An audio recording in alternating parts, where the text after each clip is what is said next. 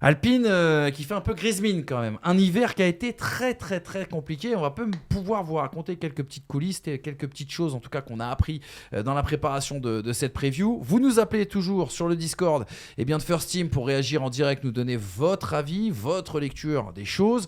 Avant en tout cas que cette Alpine n'entre en piste demain du côté du Bahreïn pour les essais libres. Voilà le récapitulatif et vous allez voir, il pique les yeux.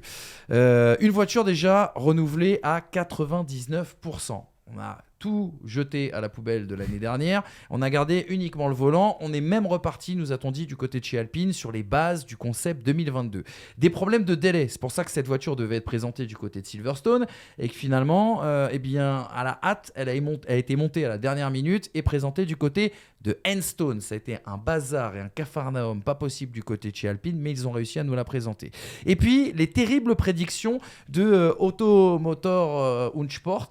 Vous savez, nos confrères allemands qui généralement se trompent rarement, qui nous parlent d'une A524 en surpoids, lente sur un tour, lente surtout sur les longs runs et inefficace en termes d'aérodynamique. Les gars, le constat est terrible. Est-ce que Alpine peut être à coup sûr, à mettre entre guillemets et entre parenthèses, la mauvaise surprise cette année 2024? Ouais, vraiment. Je m'attends pas à grand-chose. Pas forcément en venant des datas en piste, mais plus venant des discours en fait. Les discours sont tous plus pessimistes les uns que les autres. Bruno Famin aujourd'hui a tenté de ramener un petit peu d'optimisme en disant que c'est pas parce qu'il serait pas compétitif forcément dans la Bahreïn qu'il le serait pas plus tard. Mais de la mine de Gasly, de la mine d'Ocon et du discours notamment de Pierre Gasly au micro de Canal, il y a de quoi s'attendre à pire que l'année dernière. Alors, tout renouveler à 99% et repartir d'une feuille blanche, c'est une bonne chose quand on n'atteint pas ses objectifs comme c'était le cas d'Alpine l'année dernière. Mais c'est aussi prendre le risque que ce soit encore moins bon, parce que c'est pas parce qu'on fait table rase que pas parce que tu rases ta maison que tu vas en faire une plus solide. Hein. C'est vrai, une plus belle. Tu peux te rater une deuxième fois. Et puis à côté de ça, tu as Ferrari qui a compris ce qui n'allait pas au Japon. T'as Mercedes qui, dès l'Espagne 2023, a tenté quelque chose de nouveau. T'as Aston Martin qui, à l'hiver 2022-2023, amène quelque chose de fondamentalement différent qui ramène Alonso au niveau du podium. Tu as McLaren qui fait un énorme bond en avant à l'été en Autriche. Et aujourd'hui, ceux qui n'arrivent pas à faire ce bond que tout le monde a fait à un moment donné, c'est Alpine. Alors, est-ce qu'Alpine est moins bon que d'habitude ou est-ce qu'Alpine n'arrive pas à suivre le rythme de la progression ? Moi, je pense que c'est plutôt ça, que la voiture est fondamentalement pas mauvaise, mais qu'en fait, il y a beaucoup de monde qui comprend des choses que Alpine ne comprend pas. Puisqu'aujourd'hui, Alpine semble être dans les tablettes plus de Williams, plus de Sauber. Je sais pas. On les dit même derrière, on les dit, l'article de Automotor und Sport dit justement que ce serait derrière. Après, c'est de la spéculation, hein, je veux pas. Mais en fait, c'est de la spéculation qui est quand même basée aussi sur il n'y a pas un temps de correct qui a été réalisé à Bahreïn, mais ça, à la rigueur. Ils n'ont pas recherché la performance, a dit Esteban Ocon. Ouais, non, mais ça veut dire parce qu'ils avaient des problèmes. Après, effectivement, il n'y a pas eu de problème de fiable. Déjà un bon point. C'est déjà une bonne chose. Mais quand tu entends le discours qu'il y avait il y a 3 ans, en fait, le problème, et ça, je pense qu'Hamza me rejoindra là-dessus, c'est que depuis le début du projet, nous ne pouvons constater aucune linéarité sur le projet. Les projets. Il y a un projet tous les 8 mois. Ces projets n'aboutissant pas, on n'essaie même pas d'aller au bout de ces projets à chaque fois, on recommence quelque chose de nouveau. On a passé la barre des 100 courses. J'en sais rien. On n'y est pas arrivé surtout. C'est un mini projet de 20 courses à chaque fois qui échoue. Enfin, c'est comme devenir youtubeur et au bout de 3 semaines t'abandonnes. Enfin, c'est pas arrivé. Nous, ça fait 5 ans qu'on est là. Hein. J'espère que ce soit pas la dernière. On est toujours à la 6ème place.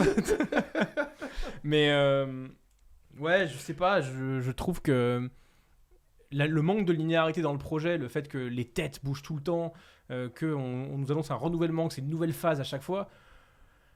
En fait, j'ai quand même l'impression que ce concept 2022, il faut essayer de le comprendre et de développer et de recommencer quelque chose quand tu as acquis des choses. Mais là, en fait, qu'est-ce qui a été acquis par Alpine depuis le début 2022 ? Moi, je pense qu'est-ce qu'on a acquis aérodynamiquement parlant, motoristiquement parlant ? sous la voiture, qu'est-ce qu'on a acquis ? Rien. On peut baser le développement sur rien. La seule chose qui est similaire à chaque fois, c'est qu'elle est pataude, c'est qu'elle est trop lourde, ça reste. Mais par contre, toutes les données qu'ont acquis les écuries pour derrière dire on va tenter ça, pouf, on fait le step. Pour le moment, on le voit pas. Alors, encore une fois, on n'est pas encore demain, et ça se trouve demain, elle ira bien. Mais j'en doute, et tout le monde, même chez Alpine, en doute. Mais c'est là-dessus que je voulais te relancer, Hamza. Ce qui est inquiétant, alors Brice nous a parlé de beaucoup de choses et notamment de l'aspect projet. On en a beaucoup parlé dans les pistonnés depuis maintenant des années. Ce qui est quand même flagrant, et je vous diffuserai une petite citation de Pierre Gasly qui résume la situation un petit peu d'Alpine, sans langue de bois. Moi, je trouve le plus inquiétant, c'est qu'on n'ait pas parlé de performance, c'est qu'on n'ait même pas parlé de, tu sais. Mercedes n'allait pas bien il y a 1 an et on nous disait on va travailler sur un nouveau concept, il faudra attendre Imola, il faudra attendre telle date, tu sais, une date butoir. McLaren, c'était également le cas, que c'était complètement raté en début de saison et qui disait oui, mais on prépare déjà une V2 et un retour à la performance, une note d'optimisme. Là, j'ai l'impression qu'il n'y a aucune note d'optimisme dans les éléments de communication qu'on filtrait. Après, Alpine, c'est 12 abandons l'année dernière. Aussi. Donc, peut-être falloir régler ce problème d'abord. Excuse-moi, Hamza, je t'ai coupé. Non, mais éléments de communication. Alors évidemment, je ne m'attends pas à ce qu'Alpine fasse des Q3 régulièrement aujourd'hui. Mais oui, peut-être même qu'à Bahreïn, ça ne passera pas Q1 pour les 2 pilotes. Maintenant, encore une fois, on parle d'une écurie qui ne visera pas le titre de champion. Donc moi, ce qui m'importe, c'est la trajectoire entre le début et la fin de la saison. Évidemment que j'aurais préféré qu'Alpine déboule à Bahreïn avec une voiture un peu plus compétitive. Peut-être se battre avec des McLaren, des Aston Martin. Manifestement, ce n'est pas le cas. Donc maintenant, ce que je veux voir, c'est tu débutes la saison sur cette même échelle de 0 à 10, si tu débutes de 0 à 100, si tu débutes à 10, où es-tu capable d'amener la voiture ? Et Alpine a été en 2021 et 2022 l'une des écuries, pour ne pas dire l'écurie, qui justement a réussi le plus à faire progresser une voiture. Donc depuis, il y a eu le remue-ménage l'été dernier, il y a eu les nombreux changements. La saison 2023 a été catastrophique pour Alpine. Et j'ai envie de voir ce que donnera 2024. Mais évidemment que l'optimisme n'est pas là, c'est même plutôt le pessimisme. Mais évidemment que moi, si demain je suis à la place d'Esteban Ocon et de Pierre Gasly, je suis inquiet parce que mine de rien, ils vont entrer ou ils sont entrés dans la deuxième phase de leur carrière. Gasly est en fin de contrat en 2024. Oui, et Esteban Ocon aussi. Ouais. Ocon, je savais, et Gasly aussi. Donc. Voilà. Si t'as pas la voiture pour montrer, c'est chaud. Flou. Mais bien sûr, problème. Mais bien c'est ça sûr. le problème de nos deux Français. Mais aujourd'hui, quel élément positif ? Parce qu'encore une fois, je reste. Alors, ça ne vaut pas Alonso Ocon, mais Gasly Ocon, ça reste 2 pilotes confirmés aujourd'hui en Formule 1. Ça reste 2 pilotes qui, si tu leur amènes la voiture, sont capables de performer. Donc, si demain, la voiture qui est la 9e force du championnat sur les 10 écuries fait régulièrement P11, P12 avec Ocon et Gasly, ça fera 0 points, mais tu auras quand même P11 et P12. Mais tu vois, une fois, est-ce que les perfs d'Albon aujourd'hui, depuis 2 ans, le mettent en position de prétendre plus qu'un Alonso, plus que même un Ocon au baquet Mercedes ? Alors que Albon, oui, c'était un peu le buzz de 2023. Mais c'est exactement ce que moi je veux dire en soi. Mais j'ai pas l'impression qu'on parle avec insistance d'Albon qui irait chez Mercedes. Ça semble plus se tourner vers. Justement... Non, mais après le débat, on peut le faire à l'infini, tu vois. Après, je vois pourquoi tu passes par là. Russell, il a été récupéré par une autre grosse écurie avant Mercedes ou il a végété pendant 4 ans chez Williams. Donc aujourd'hui, est-ce que ça vient pas bloquer un peu si jamais Alpine est pas bonne réellement? Gasly et Ocon. Alors justement, c'est intéressant ce que tu dis parce que Alpine va devoir faire aussi également avec, vous savez, Red Bull Bis, Racing Bull, la V-Carb, c'est ça, la V-Carb comme ils l'appellent. Racing Bull. Ça sera Racing Bull. Toro Rosso, si tu veux. Exactement. Minardi, tiens. Ouais, pourquoi pas. Minardi. Parce que ça serait quand même fou que Alpine, par exemple, ait pas forcément une très bonne voiture, régresse dans la hiérarchie et qu'une nouvelle écurie vienne casser ce plafond de verre, en l'occurrence Racing Bull. Et quand on pense à Racing Bull, on pense également à Daniel Ricciardo. Tu parlais de la mise en avant, justement, à un moment donné où il va y avoir des chaises musicales, une silly season qui a déjà commencé d'ailleurs dès l'hiver. C'est sûr que c'est pas une très bonne nouvelle pour Esteban Ocon et Pierre Gasly, tout ça. Non, mais c'est pas une très bonne nouvelle globalement pour Alpine tout court. Hein. Tout ce qui se passe là. Moi, je veux bien être patriote, essayer de comprendre ce qui se passe. Mais la vérité, Si Alpine c'est Williams, on les démonte. Bah ouais. Bien sûr. On a toujours été dur avec Alpine aussi, à juste titre. Hein. Je dis pas qu'on. Non, mais comment tu passes d'une écurie qui en 2021 joue des podiums de façon régulière avec Daniel Ricciardo 2020, pardon, excusez-moi. Tu joues les podiums de façon régulière, tu es sur une phase ascendante, tu es en progression depuis 2016, on te laisse travailler et tu travailles bien à un projet Alpine qui, au final, change de tête de façon constante et nous impose depuis 5 ans la fameuse saison de transition. C'est-à-dire que tu dis saison de transition parce qu'il faut du temps pour faire les choses et tu ne laisses pas le temps aux choses. Je ne dis pas qu'Otmar Szafnauer était compétent, je dis qu'Otmar Szafnauer, on ne peut pas le juger sur son incompétence. C'est impossible. Et au final, on peut juger personne sur leur incompétence ou leur compétence depuis 5 ans. 5 ans, 2020, ouais, 4 ans. Donc du coup, moi je suis dans un flou artistique. Je ne sais pas ce qui se passe entre Enstone et Viry. J'aimerais comprendre si ces deux équipes travaillent main dans la main ou pas. Bah manifestement si, puisque ça a changé. C'est pas les échos de ces Oui, dernières mais semaines, hein. moi j'ai entendu parler d'une nouvelle Parce qu'on parle dynamique. même d'un remue-ménage du côté d'Enstone. J'ai Moi, j'ai entendu, envie que insufflé ça par la partie fonctionne. j'ai française. entendu parler, ouvrez les guillemets, d'une nouvelle dynamique dans l'équipe, d'une meilleure communication, plus d'efficacité dans la manière de travailler. Cette De communication. la part de qui et quand? Bruno Famin, Bruno Famin. en séquence septembre ou octobre, Ah oui, en septembre. très rapidement. Oui, mais bon. Bah, il y avait Si- Zandvoort, si tous il y les avait 3 mois, Zandvoort t'es pour pas- appuyer. Il y avait le podium à Zandvoort pour appuyer. Si mais- tous les 3 mois, je sais plus, hein, c'est peut-être mois d'août, hein, j'ai plus le. Mais si tous les 3 mois, tu as un problème entre Enstone et Viry, en fait, tu es voué à faire de la figuration en Formule 1. Là, le problème, j'ai l'impression que c'est Enstone et Viry. Regardez cet éclat, les gars, de Pierre Gasly, qui a livré ses propos il y a quelques jours à motorsport.com. Quand on est pilote, personne ne souhaite se retrouver dans cette situation. Il est important que l'équipe reste soudée et avec le bon esprit. Il faut désormais se concentrer sur la performance. C'est ce qui nous manque. Voilà, ça c'est le premier verbatim. Le deuxième, accrochez-vous, il est tout aussi bon. Nous manquons d'adhérence et la situation côté moteur est la même que l'année dernière, mais en fin de compte, du côté du châssis, nous n'avons tout simplement pas l'adhérence dont nous avons besoin pour être compétitifs. C'est-à-dire qu'en fait, le moteur, on a compris, il y a les fameux 30 chevaux déficit. Bon, ça, maintenant on est au courant et ça sera jusqu'à début 2026. Mais là, du côté d'Enstone, on a si Pierre Gasly ne se trompe pas dans ce qu'il annonce dans ses deux déclarations, on s'est complètement loupé aussi sur le dessin de cette voiture. C'est-à-dire que les deux se renvoient la balle, mais au final, à Enstone et à Viry, ça chie dans la colle, désolé l'expression. Quand tu reprends je sais plus quel journaliste ou quel journal parlait des problèmes alpines, à vérifier, Automotor und Sport, à vérifier sur les prochaines semaines, mais quand on te parle d'un problème de surpoids, enfin un problème de poids, d'un problème de rythme en qualification, d'un problème de rythme en course et d'une inefficacité sur le plan aéro, il te reste quoi? Celui qui conduit, éventuellement le look et celui qui met les pneus. Je suis désolé, mais la dernière fois qu'on a eu des échos aussi mauvais d'une écurie, c'était McLaren l'an dernier. Ah, c'est en 2021. Ah, McLaren l'an dernier, moi je pense. Oui, alors après, ils se sont relevés. Ouais. Mais Surtout la communication, McLaren avait dit que McLaren est arrivé. là, Alpine est censé arriver avec une nouvelle voiture. On a pondu une daube, mais du coup, on a compris. On a pondu une daube. Là, j'espère qu'on va pas avoir du oui, mais c'est parce que si, parce que ça. En fait, en août, c'est fin juillet, quand il y a l'imbroglio à Spa, moi j'ai espoir que Luca De Meo ayant jeté un pavé dans la mare en disant bon écoutez, il y en a marre de ça, lui dégage, je mets Bruno Famin et terminé. J'avais espoir qu'on ait un peu plus de transparence, mais en fait exactement de la même manière que Fred Vasseur arrive chez Ferrari, qu'on en avait marre d'entendre le discours de tout va bien de Mattia Binotto, alors qu'on voyait bien pertinemment que tout allait pas bien. Est-ce qu'on a eu ce discours-là ? Je suis pas sûr. En fait, j'ai l'impression d'entendre ses prédécesseurs et une communication léchée, toujours la même il n'y a pas le feu, alors qu'en fait, la fumée, on la sent. On Donc, peut leur offrir le bénéfice du doute, dans le sens où une nouvelle voiture est censée arriver plus tard dans la saison. Plus tard, ça veut dire quoi? J'en sais rien. Est-ce beaucoup de monde, c'est premier Grand Prix Europe? Est-ce que c'est à la trêve?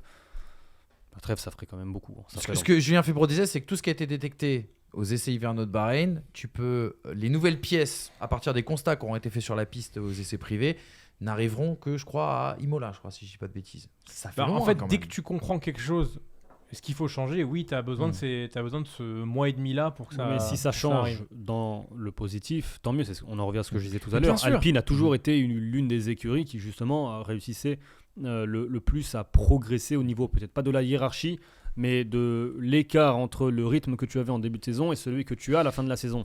Et effectivement, sans aller prendre l'exemple McLaren 2023, Mais si tu démarres la saison en ne passant pas Q1 et que tu la termines à la lutte avec Aston Martin et McLaren, sans forcément jouer des podiums comme la saison dernière ont pu le faire Norris et Piastri, bah c'est déjà un pas en avant qui sera bénéfique et intéressant. Exactement. On rappelle, Romain est avec nous. On va lui dire bonjour tout de suite et l'intégrer bien sûr à ce sujet Alpine. Juste dernière précision parce que c'est important. On était en contact avec les équipes de la communication d'Alpine aussi pendant cette intersaison.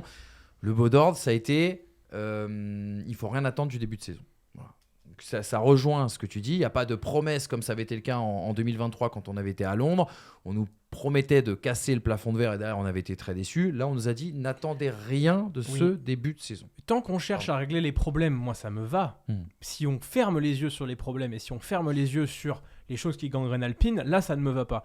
Bruno Famin, j'ai un total respect pour lui, dans le sens où il essaie de régler les problèmes. Si on est honnête dans le fait de dire ça ne va pas, ça arrive à tout le monde que ça aille pas. Vraiment. Y a aucun problème. Mais qu'on ne se voile pas la face, qu'on ne dise pas que ça va arriver sans le savoir, et qu'on brosse main dans la main entre Viry et Stone pour que ça aille mieux. Mais par pitié, ne pas nous dire encore une fois non mais vous inquiétez pas, tout va bien alors qu'il y a le feu à la maison. Exactement. Je salue, avant de dire bonjour à Romain. Romain c'est un grand copain des pistonnets, il faut quand même le rappeler. Hein. Ah, c'est Romain. C'est Romain qui va venir avec nous. Je salue quelqu'un qui nous regarde de très très loin, c'est Baptiste Tricoire qui nous regarde depuis le Texas, les gars. Concernant votre live du jour, notamment au sujet d'Alpine, vu des US, l'écurie française manque cruellement d'organisation et d'ambition. Les Français sont vus comme faibles psychologiquement parlant et désorganisés, contrairement aux écuries anglophones, dégageant un meilleur contrôle des opérations. Pas du tout cliché ça. Waouh. La marque Alpine a très peu de pénétration, citation sur le marché US et peine à convaincre en voyant une image pitoyable de performance. Oula. Ça, c'est des propos qui n'engagent que Baptiste. Oui. Je tiens à le dire, c'est pas les pistolets. Lui, il est protégé par l'Atlantique. nous, la Normandie, c'est pas loin. Hein. Je tiens à dire, voilà, c'est les avis. Romain Bossier est avec nous. Romain qu'on a croisé au Castellet un jour de 2021. Un jour de grande chaleur. Un jour de grande chaleur. Comment il va, mon Romain ? Bah écoute, ça va bien. Et vous les gars, comment ça va ? Ça va ? On est en pleine forme. Tu sais, on est au pied de l'Everest. Voilà. 24 c'est ans ça. au pied de l'Everest et Content on est chaud. Content pour demain à la reprise de la saison, ça va être top. Exactement. On est tous très optimistes. Romain, ça lui a manqué la formule. Mais il a raison. Bah, il faut. T'as raison. Sur le sujet Alpine, Romain, c'est quoi ton avis ? Où est-ce que tu te situes ? Est-ce qu'on est trop catastrophique ? Catastrophé. Oui, catastrophé. Sinon, si on est catastrophique, faut arrêter. Mais... T'as raison, on n'est pas catastrophique, j'espère pas ce soir. Est-ce qu'on est trop catastrophé ? Est-ce qu'on en fait trop avec ce cas Alpine ? Ou toi, t'es plutôt prudent et à la limite de l'optimisme ?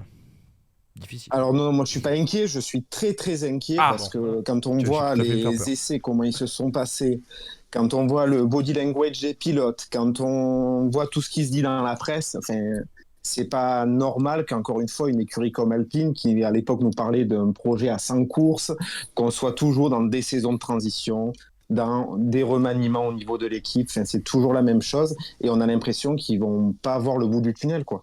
Et le seul éclair qu'il pourrait y avoir, c'est quand on voit la saison de McLaren l'année dernière, qui était dans les choux en début de saison et qui a réussi à remonter course après course. Mais franchement, j'y crois pas du tout, quoi. J'y crois pas du tout. Ils avaient une voiture en fin de saison qui fonctionnait pas trop mal. Ils ont voulu tout repartir de zéro.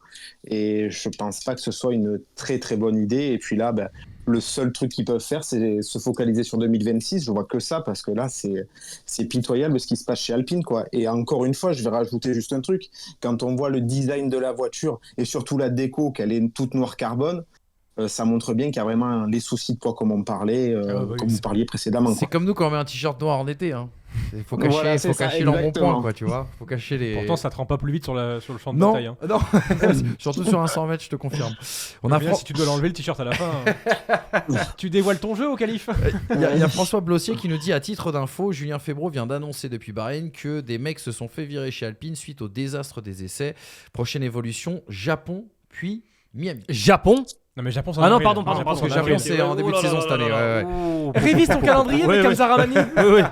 Bakou, c'est en septembre. J'ai vu. Oh la frayeur. Japon, au mois d'octobre. Mais qu'est-ce que tu nous racontes ? Japon 2026. Ok. Tu l'as brillé. Ça serait quoi une saison réussie, Romain, pour Alpine, du coup ? Ça serait qu'ils arrivent quand même à Maintenant qu'on a dit tout ça. Dans les points occasionnellement. Ça sera, je pense que à partir de Imola, voilà. Mais je pense qu'en début de saison, ils vont pas réussir forcément à rentrer dans les points. Ça va être compliqué, quoi. C'est pas suffisant pour une saison réussie, Romain. Attends. pour un constructeur. Et après, quand on voit de là où ils partent, franchement, je vois pas comment ils peuvent faire mieux. Je pense que les podiums qu'on a eu l'année dernière, aussi bien à Monaco qu'à Zandvoort en sprint, à Spa en sprint et à Zandvoort pour Gasly, je pense que cette année, Alpine, les podiums, ils les regarderont.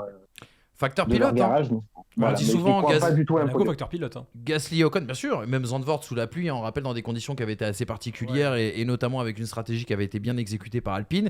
Et par Gasly. Et par peut-être Gasly. surtout par Gasly, parce que c'est lui qui était. T'as raison. On oublie de dire que Monaco, Gasly aussi, on lui ruine sa course. Oh, t'as regardé Netflix, toi? Mais c'est vrai. Il a peut-être une victoire pour Esteban Ocon, si on a bien vu l'épisode. Je sais pas si vous l'avez vu. Regardez-le, il est exceptionnel. Là, pour le coup, c'est pas du Netflix.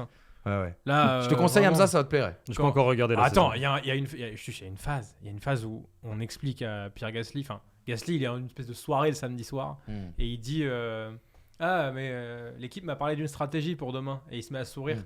Une stratégie où je ferai gagner Esteban et il regarde la cam et il fait vraiment c'est excellent. Il y a 2-3 phases qu'il faut que tu vois. Si vous n'avez pas vu la dernière saison de Drive to Survive, c'est pas moi qui vais la critiquer cette année en tout cas. 2 épisodes fous quand même, c'est Hamilton et Alpine. Tu sais que Red Bull Ricardo, c'est incroyable. Horner Ricardo, je vais l'appeler comme ça l'épisode 2. Deuxième. Le retour de Ricardo. Comment Ricardo est revenu en Formule 1. Ricardo qui perd son sourire. Hein. C'est plus caca culotte que sourire au moment où il fait le test. Le moment où il a. Ah oui. Bref, regardez ça, je vous jure. Pourtant, on les a critiqués, les scénaristes de Drive to Survive, mais là, j'avoue que la saison 6. Franchement, ils ont fait du bon taf. J'avoue qu'ils m'ont plutôt régalé. Les gars, quand même, si jamais demain ou dans les jours qui viennent, on devait avoir une catastrophe pour Alpine, est-ce que c'est pas le projet Alpine? J'avance un petit peu, j'y vais fort en besogne, mais on rappelle que Alpine rentre en WEC cette année avec une LMDH qui pourrait courir aussi également en IMSA, mais ce ne sera pas le cas pour cette année. Est-ce qu'il ne peut pas y avoir un point d'interrogation sur le projet Alpine? Parce qu'on rappelle quand même qu'avec le changement de réglementation 2022 et l'arrivée du cap budgétaire, il y a plus d'argent. Il y a des budgets qui sont plus importants pour l'exploitation bien sûr du projet Alpine. Mais en plus de ça, rappelez-vous que c'était l'argument historique de Cyril Abiteboul qui nous disait on peut pas, en termes d'oseille, on peut pas rivaliser avec Ferrari, avec Mercedes, avec Red Bull. Aujourd'hui, pourtant, ils faisaient mieux. Ils sont tous à niveau, et comme tu le dis, et pourtant, ils faisaient mieux. C'est pas un problème d'argent. C'est un problème d'Enstone et Viry, point barre. Il faut que les deux se mettent d'accord sur la manière de faire une voiture. Je pense que c'est assez clair quand même. L'année dernière, à Bakou, ils abandonnent parce que la boîte, elle est mal montée. Et il y a eu des problèmes tout au long de la saison, on peut le dire, sur l'intégration de la boîte de vitesse. Ouais, puis ça... je sais pas. Moi, je pense qu'au final, il y a trop d'excuses, pas assez de remise en question. Ok. Bon, on va juger tout ça. Et après, moi, j'ai une question par rapport à ça, à l'engagement en WEC et en F1. Qu'est-ce qui arrivera en premier? Une victoire en WEC ou une victoire en F1? Alors moi, je vais te le dire. Je te le dis, en WEC, la voiture a été designée par celui qui va designer la prochaine Toyota. Il y a un moteur de folie. Et je peux te dire qu'en WEC, pour parler avec beaucoup de spécialistes, notamment Guillaume Nedelec, notre copain qui a écrit la F1 aussi en 80 tours. Ça, c'est mon meilleur VRP. Mais à quel moment 2024 ça, c'est mon meilleur VRP. C'est important. Attends, mince, si t'écris un bouquin, moi aussi, je serai ton premier VRP. Mais quoi que tu fasses, que les livres de qualité. Quand tu vas monter en Formule 1, je serai ton premier supporter. Parce que tu n'as pas. Tu veux en parler? Non, je ne vais pas lui porter l'œil. On vient en demi-finale, comme le président de la République. Ouais, vraiment, je vais être tout seul sur mon 8e de finale. Quoi. Non, mais voilà, pour te répondre, en tout cas, Guillaume Nedelec dit que l'Alpine en WEC, ça devrait carburer très très fort. Ce sera peut-être pas le cas de Peugeot, mais en tout cas, l'Alpine en WEC, ce sera du très costaud. Si ça marche en WEC et que ça marche pas en Formule 1, la Formule 1 coûte beaucoup plus cher. Je sais pas. On va pas tirer des conclusions. Il va peut-être y avoir une vente de l'écurie, peut-être. C'est peut-être qui va arriver dans les années à venir. Et puis après aussi, par rapport au moteur, et là, j'extrapole un peu, mais le fait d'avoir qu'une seule écurie pour développer, ça limite. On voit bien que les autres écuries qui ont beaucoup plus de voitures, pour le développement, ça aide beaucoup plus que d'avoir que simplement son écurie. Renault, ils fournissent quelqu'un d'autre au moment où ils sont champions du monde? Quand ils sont champions du monde, attends. Toro Rosso, non? Ah ouais, tiens. Oui, non, ça commence par Ferrari. C'était Ferrari. Williams, c'est chez Mercedes. Non, BMW. T'as pas un retour Williams Renault? Non, c'est Williams, c'est BMW. Je réfléchis à une écurie McLaren, du fond de... Non, je crois que t'avais Super Aguri, c'est Honda. Ouais. Spiker, c'est Ferrari. Ouais. Je pense pas, mais... Midland, c'est Ferrari. Mais c'était une autre époque dans le aussi. chat, si vous l'avez. Moi, je pense que c'était uniquement c'était uniquement Renault. R25, mais R26. voilà, c'était une autre époque quoi aussi. Mais c'est une autre époque aussi en termes de management. Hein. Ah, tu sais, certains médias nous ont dit qu'il faut avoir confiance en Alpine. Ils ont été champions en 2005-2006. Qui a dit ça? Tu sais très bien. Les personnes qui sont sur les très bien. dans les soirées cercle milliardaire à Portofino. Ah non, pas besoin d'aller avec aussi des loin, lunettes va. bleues. Déjà, si vous parlez de deux pas besoin personnalités pas besoin d'aller différentes, aussi déjà, loin. c'est qu'il Pas y a un besoin d'aller aussi quiproquo. loin. Il parle français, très bien français et sans accent. Non, mais c'est pas Flavio. Ouais, c'est le 14e tour. Hein. Merci Romain d'avoir été avec nous. Merci à vous les gars. Bonne saison. C'est quoi le souhait pour 2024 très rapidement? Je vais faire dans l'original une victoire de Charles à Monaco. Attends, j'ai pas entendu. Ah, Monaco. Une victoire de Charles à Monaco. Ah. Ouais. Le doux rêve. En fait, il y a que des fans de Charles Leclerc qui nous regardent, c'est ça les gars? Je sais pas, en tout cas, ils sont des millions sur les réseaux sociaux, mais personne n'a parlé de Lando Norris. Mais c'est ça, la ce première que victoire de j'allais Lando Norris, je l'attends moi parmi les auditeurs. C'est exactement là-dessus que j'allais rebondir. C'est mince un alors. petit débat qui va arriver dans les pistonnets dans quelques semaines. Oui. S'il gagnera un premier Attendez. Piastri ou Norris. Ah, moi c'est Moi, ma je prédiction parie sur 2024. Norris. Moi j'ai dit prédiction 2024 il y a quelques jours, j'ai dit Norris avant Piastri. Moi, je vais C'était rester, pour je rendre vais hommage à rester mon suisse pote Hamza. parce que. Il y en a marre des dramas. Et quoique, attends, non, je vais en créer un. Je vais en créer un. Dans le Discord, je vous appelle maintenant, vous, fans de Lando Norris, à vous exprimer et à venir demander à intervenir à l'antenne parce que j'ai envie de. 21h21. J'ai envie d'entendre Hamza se vénère avec quelqu'un. Alors ça Qui c'est n'est pas moi. Non mais t'as raison, c'est très très bon. Vous le faites dans vos souhaits 2024. C'est la dernière partie. Là on a terminé la deuxième là sur Alpine. On a bientôt terminé la deuxième sur Il Alpine. est déjà énervé. Et juste après, les souhaits 2024. S'il y en a un qui veut nous parler de Lando Norris, du sujet que vous souhaitez, on est là pour répondre à tout et discuter bien sûr avec vous. Caterham, on nous disait Jali Victor, mais il n'y avait pas Caterham encore en Caterham, 2005, non, 2006. Caterham, c'est 2010 qu'ils arrivent. Exactement. Et Caterham, c'est Renault, effectivement, mais c'est 2010-2012. 2010-2012. Non, d'abord c'est Lotus. D'abord c'est Lotus, ça devient 2010, Caterham après, et Lotus ça rachète devient- Renault. ouais, exactement. Voilà les gars.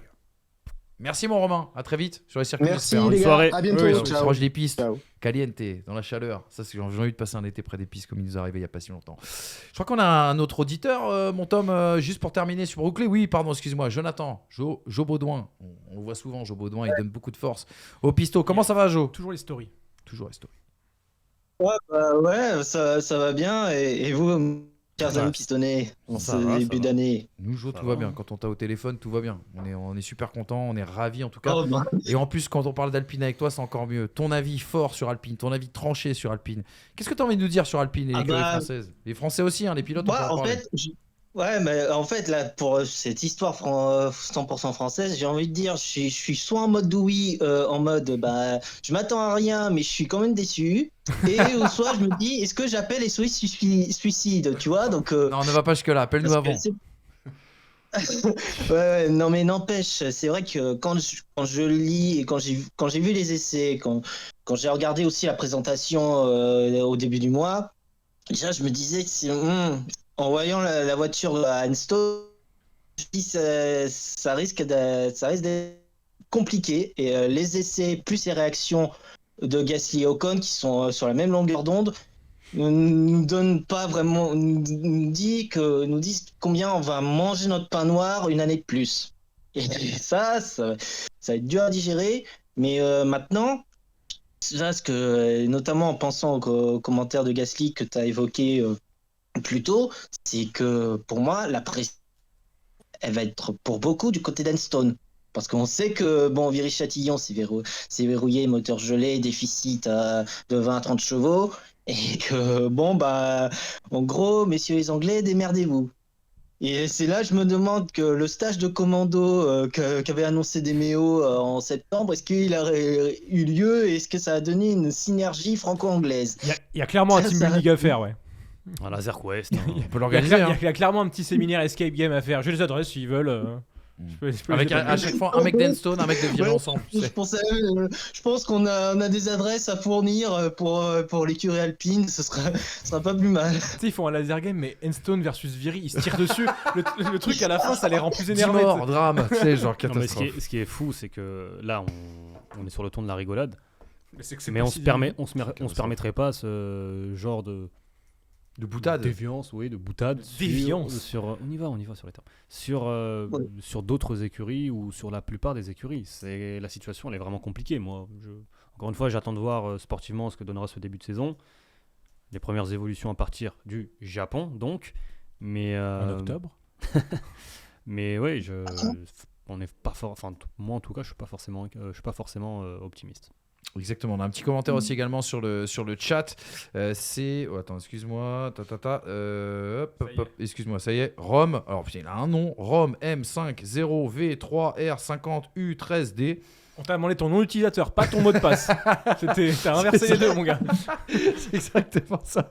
Qui nous dit, après le WEC, en termes de médiatisation, c'est pas la Formule 1, sur les petits doutes qu'on pouvait venir poindre, bien sûr, concernant le projet Alpine. Joe, avant de te laisser tranquille et vaquer à tes occupations, qui seront sans doute de la Formule 1 ce week-end et peut-être du WEC, c'est quoi ton souhait pour 2024 ? Parce qu'on va attaquer la troisième partie où justement Radio Libre, c'est vous, c'est votre moment, c'est les viewers et les auditeurs des pistonnés qui prennent le pouvoir niveau sujet.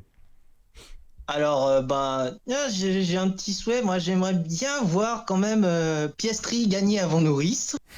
ça bon c'est bien éduqué, ça. Mais parce que franchement, Piastri sur la deuxième partie de saison, a été quand même bluffant. Et pour moi, c'est là où je me dis qu'Alpine, ils ont vraiment loupé le coche il y a 2 ans. Bravo. Management à la française. Hein. C'est pas nous qui l'avons dit. Et puis, mais quand même aussi quelque part mon souhait par rapport à Alpine, parce que petit côté français, et puis en plus il se trouve qu'il y a quelques années j'ai pu faire un reportage à Viry-Châtillon, donc c'est quand même, ce serait de voir quand même quelques podiums arriver sur la fin de la saison. Ça permettrait aussi pour Ocon et Gasly qui sont alors en fin de contrat de pouvoir mieux négocier pour la suite. Oui, parce en tout cas, c'est ce que je leur souhaite. Si ça part de loin, en fait, à minima une belle trajectoire, on sera davantage optimiste à la fin 2024 que ce qu'on est depuis 2 ans. En fait, au moins une belle trajectoire. Moi, je m'en fous qu'ils partent 10e. À partir du moment où en fait, ils comprennent des choses qui font que l'écurie va mieux, ça sera toujours mieux que de descendre et de descendre et de descendre. Ça, c'est sûr. Exactement. Merci Joe. Bonne saison en tout cas. Plein de bonnes choses. Merci à vous. Et reste fidèle au pistonné, hein, comme d'habitude. Hein. Comme depuis 6 ans.